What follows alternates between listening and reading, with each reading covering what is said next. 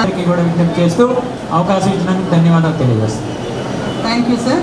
సభని ఎలా వాడుకోవచ్చో చక్కగా గుర్తిరిగి తన పని తను చేసుకున్నటువంటి మీకు శిరస పాదాభివందనాలండి.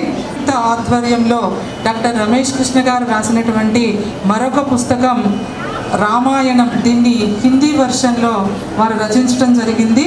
దానిని నెల్లూరు నుంచి వచ్చారు వీరు. అక్కడ part educational institutions doctor sir వారు ఇంత పెద్దవారైనప్పటికీ డాక్టర్ రమేష్ కృష్ణ మీద ఉన్నటువంటి ప్రేమాభిమానాలతోటి ఎంతో శ్రమకోర్చి ఒంగోలు వచ్చారు.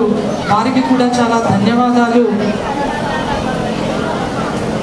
అవసర ట్రస్ట్ సంయుక్త ఆధ్వర్యంలో ఆవిష్కరింపబడుతున్నటువంటి డాక్టర్ రమేష్ కృష్ణ గారు రాసినటువంటి మరొక గ్రంథం రామాయణం.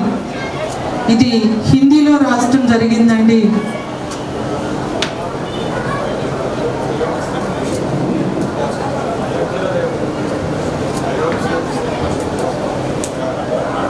ఈ పుస్తకాన్ని అయోధ్యలో డిస్ట్రిబ్యూట్ చేయబోతున్నారు ఈ జాతీయ సాహిత్య సాంస్కృతిక సమితి మరియు అవసర ట్రస్ట్. వీరు అయోధ్యలో ఈ పుస్తకాన్ని డిస్ట్రిబ్యూట్ చేయబోతున్నారు. మీ చేతుల్లో ఆ పుస్తకం ఎంతో అందంగా కనిపిస్తుంది.